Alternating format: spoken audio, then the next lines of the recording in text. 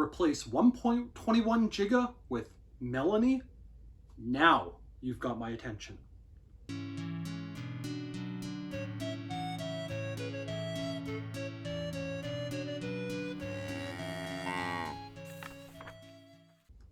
Hi everyone, I'm Jacob, I'm the Cowhat Librarian, and I am thrilled tonight to be talking about the newest and greatest addition to Melanie Watt's Picture Book Library, the newest in the Scaredy Squirrel's Nutty Adventure series, Scaredy Squirrel Gets a Surprise.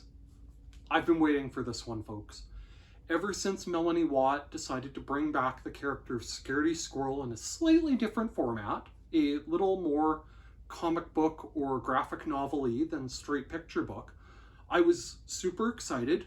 The first entry in this series was phenomenal in my opinion, and as soon as I found out she was writing a follow-up, I kept waiting and checking my library's catalog to see when the on-order record would be placed for our system so I could place a hold on it. And it showed up last week. The short form of today's video is that Melanie Watt's done it again. Now, for longtime Scaredy Squirrel fans, the premise is fairly straightforward. Scaredy Squirrel is afraid of everything. He likes routine. He likes hanging out in his nut tree and checking the weather and preparing for the worst case scenario. And all of that is interrupted one day when an unexpected package arrives. It's a giant wooden crate that came out of nowhere. And even worse, the arrow pointing to this side is up is pointing down. Well, Scaredy's not quite sure how to deal with the crate. His new friend from the previous book, Ivy, a bunny, shows up, and they discuss what to do with the crate and how to deal with it. And Scaredy is convinced that there could be 6 or 7 dangerous things inside the crate. And so the best thing to do would be to lift it up with a helicopter, fly it to Antarctica. Well, Ivy doesn't think that's a realistic proposition. Ivy suggests just putting the crate on his skateboard and wheeling it away. And Scaredy Squirrel is on board with that plan. They can tip the crate and get it up on the skateboard and wheel it to Antarctica. But the crate's too heavy and they need to recruit some help from a couple new characters, Timber the Beaver and Rash, the skateboarding daredevil armadillo, who, when described that way, sounds ridiculous, but is actually kind of a welcome addition to Scaredy's friend group.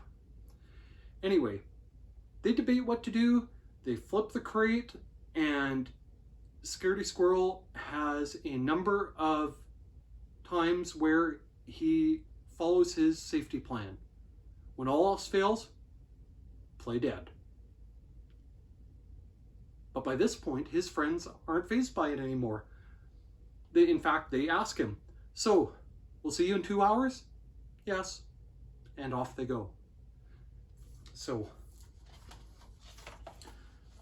the art style's more of Melanie Watt's absolutely fantastic work. The colors are clear, the line drawings are fun, the white outlines add extra weight and emphasis to everything she draws. The new characters have fun personalities, and there are a lot of fun little details. It might be small, but one of my daughters makes a face that she calls her not impressed face, and it looks something like this. And while reading this book to my daughters, I was able to point out that a few of the characters at different times in this book made their own not impressed faces, as Ivy does here. It's a small thing, a small detail, a shaping of the eyes, and Melanie Watt nailed it. These characters are super expressive. You can always tell what they're thinking and what's on their minds. There's never any ambiguity about how they're feeling about what's going on or how they're relating to the other characters. It's wonderful. And as I mentioned in my video about the previous entry in Scaredy Squirrel's Nutty Adventures, Scaredy feels just a little more limber, a little more compact.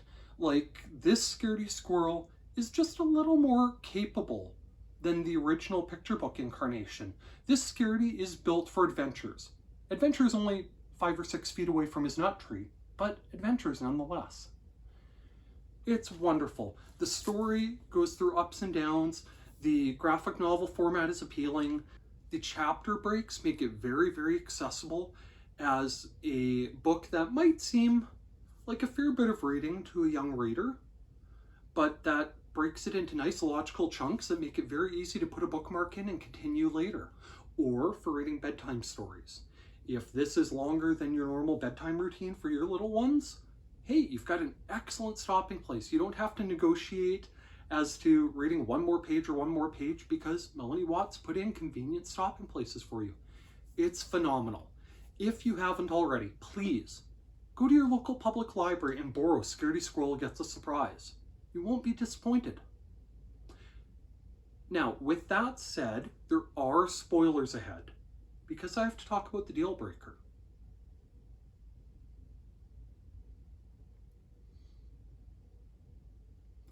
So the deal breaker this time out is very, very minor, and I believe I touched on it last time when I spoke about the first volume in the Scaredy's Nutty Adventure series. It still feels very, very weird to have Scaredy have speech bubbles. The previous books had a narrator talking about Scaredy all the time, and Scaredy, one or two places aside, never really spoke for himself. And it's a little odd having him have that chance now.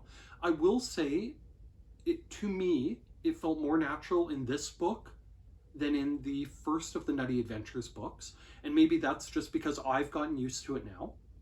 And it's used to really funny effect when Scaredy is traumatized by something that's happening and decides to play dead, to have his friend ask, "So I'll come back in 2 hours," and Scaredy reply, "Yep."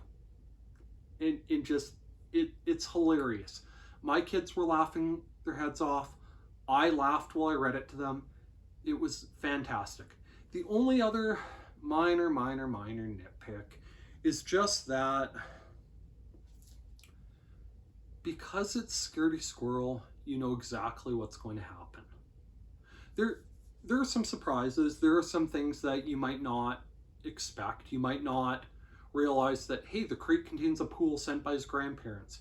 You might not realize that the ending was going to swerve back to the Antarctica plan to get rid of things that were dangerous, which caught me off guard. It was hilarious.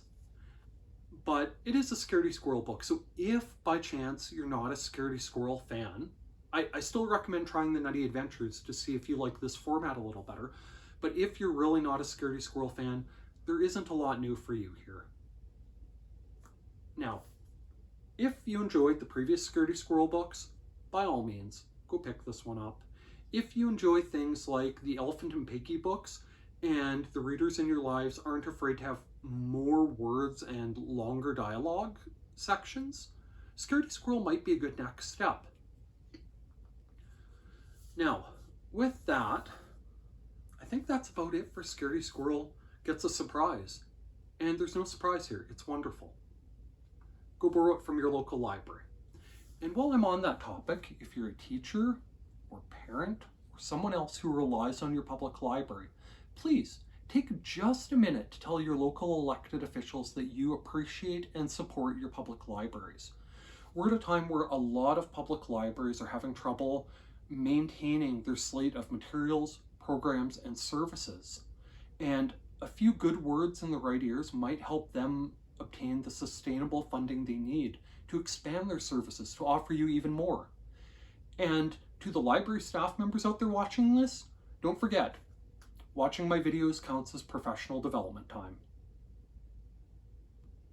Thank you for listening to me ramble about this book.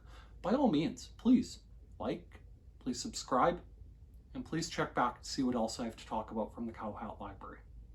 Thank you. Bye now.